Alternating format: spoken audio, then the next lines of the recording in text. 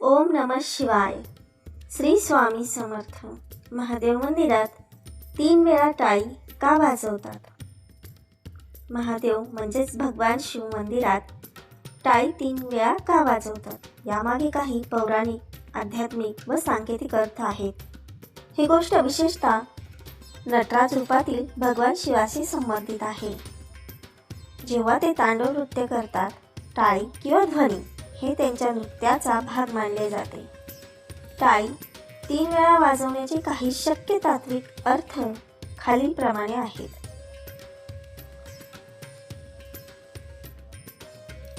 1. त्रिगुणांचा संकेत म्हणजेच सत्व, रज, तम. महादेव हे त्रिगुणांचे नियंत्रक मानले जातात. टाळीचे 3 आवाज म्हणजे सृष्टीत असलेले 3 गुण. सत्व म्हणजेच शुद्धता, शांती. रज म्हणजेच क्रिया, इच्छा. तम म्हणजेच आळस, अज्ञान. यांचे संतुलन दर्शवतात.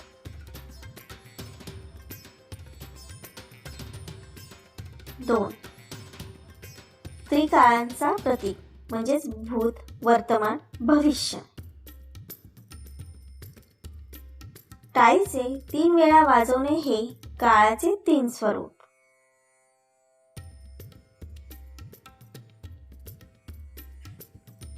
भूतकाल, वर्तमानकाल, भविष्यकाल. यांना एकत्र करून त्यांना नियंत्रित करण्याचे संकेत मानले जाते. महादेव कालों के भी काल महाकाल आहेत. 3. जागृती, संरक्षण व विनाश. शिव हे सृष्टीचे 3 प्रमुख कार्यकर्ता आहेत. जागृती म्हणजे शिवस्मरण किंवा आत्मज्ञान. संरक्षण, आत्मिक शक्ती किंवा आशीर्वाद. विनाश, अहंकार, अज्ञानाचा अंत. टाळी वाजवणे म्हणजे विश्वचक्र चालू ठेवण्याची प्रक्रिया.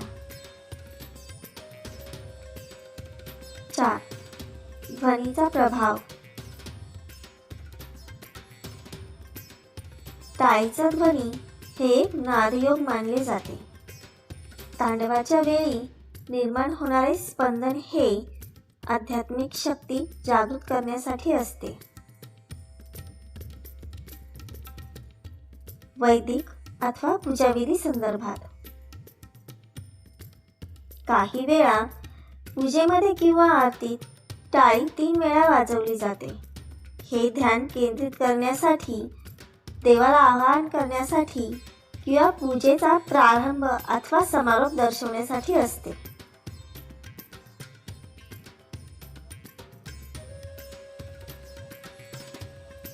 धन्यवाद. श्री शिवाय नमस्तुभ्यं.